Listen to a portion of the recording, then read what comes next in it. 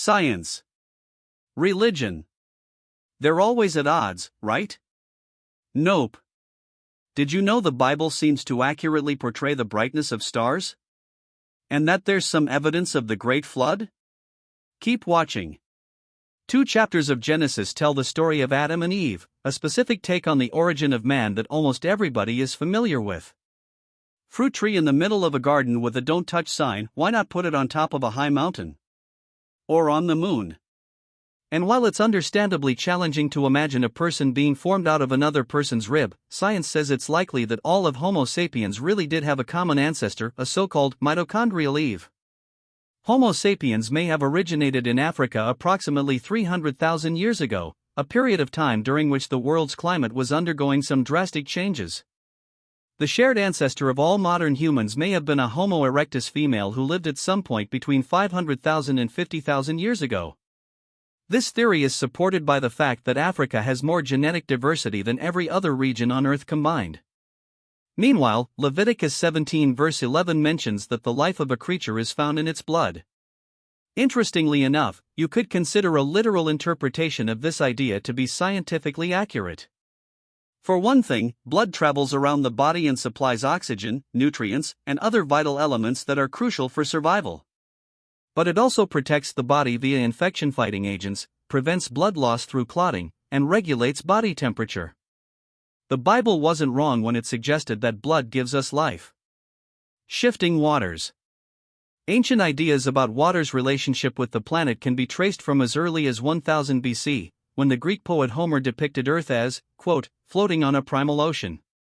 Of course, man's understanding of the water cycle has greatly improved since then. Nowadays, scientists understand that Earth's hydrologic cycle involves water's never-ending movement and state changes across, above, and even within the planet. The hydrologic cycle theory is typically thought to have been discovered by Bernard Palissy, a hydraulics engineer who, in 1580, suggested that it was possible to maintain a river with just rain. His theories would be tested nearly 100 years later, but they only gained traction among scientific thinkers in the early 1900s. If you interpret a few passages from the Bible in a certain way, you'll find some alignment with how modern science understands evaporation, condensation, and precipitation.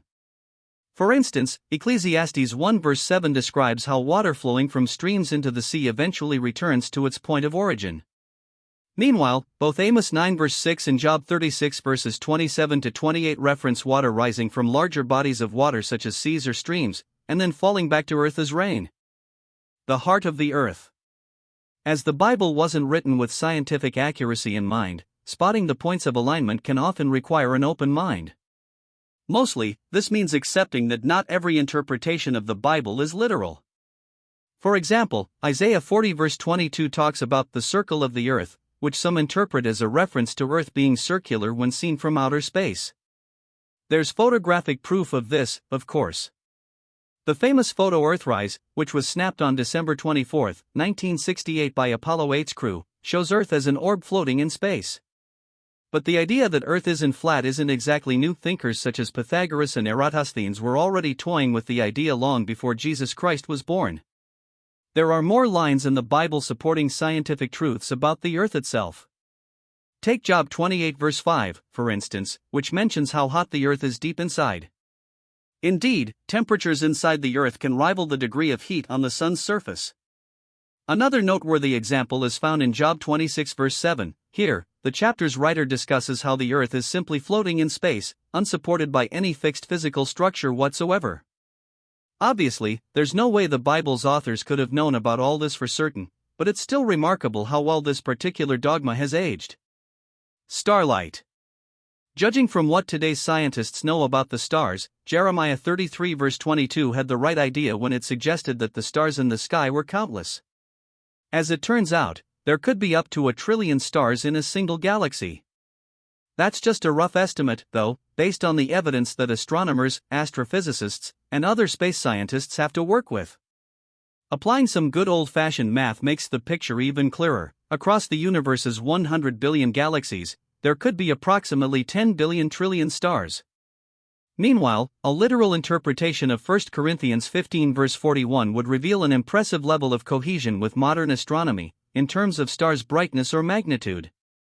This Bible verse talks about the different splendors of the sun, the moon, and all the other stars in the universe. Specifically, Corinthians says, star differs from star in glory. In fact, there's a clear scientific reason why certain stars look brighter to Earthlings than others. Stars vary in brightness from the vantage point of people on Earth, and this depends on factors such as the amount of light energy a star emits or how far it is from the planet.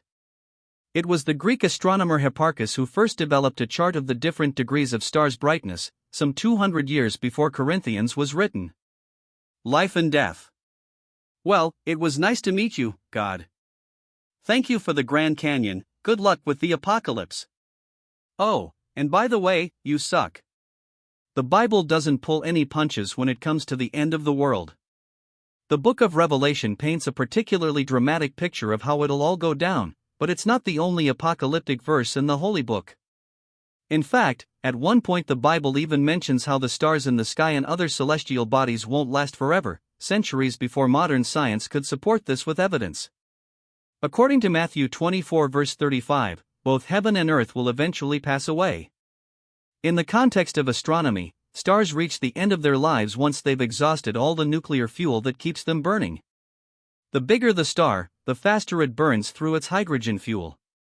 And when the fuel's completely depleted, the star either collapses into itself or becomes a black hole, depending on its size.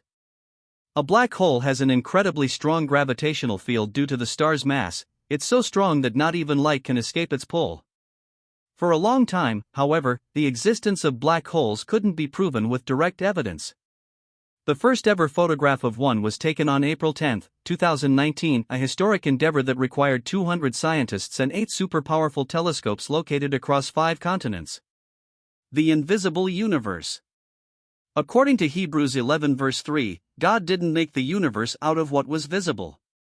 One way to interpret this is that the building blocks of the universe are imperceptible to the naked human eye. And of course, physics supports this notion, too. Atoms make up pretty much everything that the human senses can perceive. Identical atoms, when bound together, form the chemical elements, which are the simplest forms of substances obtainable through ordinary chemical processes. Atoms are so small that, if you were to take 100 million atoms of hydrogen and line them up, they would not exceed a centimeter in length.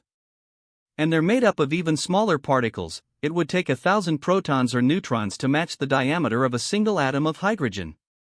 Protons and neutrons, in turn, are 1,000 times bigger than electrons and quarks. Does your head hurt yet? A great flood. One of the most well-known stories from the Bible is the tale of the world-engulfing Great Flood and Noah's Ark. This story is spread out across 3 chapters of Genesis, detailing how one man and his family successfully constructed an ark and saved all the animals of the planet from a massive flood. Interestingly, there are various kinds of sedimentary rock across the planet with different chemical compositions, serving as geological evidence that at some point in Earth's history, huge floods could have actually occurred. David versus Goliath. Many people mistakenly think that David's slingshot was little more than a child's toy. While a slingshot may not sound as impressive as, say, a sword or a pike, it could be an absolute killer in the right hands. Goliath may have looked imposing, but the way he was described in the chapter suggests that his gigantic frame may have come at a terrible cost to his health. Acromegaly can cause a person to lose their peripheral vision, limiting what they can see to what's in front of them. In the end, Goliath probably didn't stand a chance. Numerous creation myths from various cultures assert that the mountains of Earth were manually crafted by deities. That's why it's a bit strange that the story of creation in the book of Genesis doesn't directly mention God shaping the mountains by hand. As it turns out, the small omission could be interpreted as having some slight bearing in real-life science. At least 2 passages from the book of Psalms talk about underwater mountains. If these texts are interpreted literally, they may actually be referring to seamounts. These are mountains formed from powerful volcanic activity underneath the ocean. Just like terrestrial mountains, seamounts become rich grounds for biodiversity to flourish, due to the fact that they help bring nutrients from the seafloor to the flora and fauna that live near the water's edge. It has been estimated that there are approximately 30,000 seamounts under the ocean. Joshua 10 verse 12 attributes a key biblical victory to the fact that God supposedly made the sun stand still. Two men of physics saw this as an opportunity to shed light on what could have been a remarkable astronomical phenomenon, and the only tools at their disposal were words and math. In a paper published in 2017, Sir Colin Humphreys and his partner, W. Graham Waddington, discussed how this game-changing event could have actually been a solar eclipse. They started by speaking to a Semitic languages professor to determine if the account, originally written in Hebrew, could be interpreted as an eclipse. After learning that it was possibly an annular eclipse, they cross-referenced it to another source, the ancient Egyptian-made Merneptah stele, to strengthen their hypothesis. Not content with what they'd unearthed, the two scientists even went so far as to calculate the exact date it happened. By performing some fancy arithmetic, Humphreys and Waddington were able to pinpoint a date for the day God stopped the sun, October 30th, 1207 BC. Check out one of our newest videos right here. Plus, even more videos about your favorite stuff are coming soon.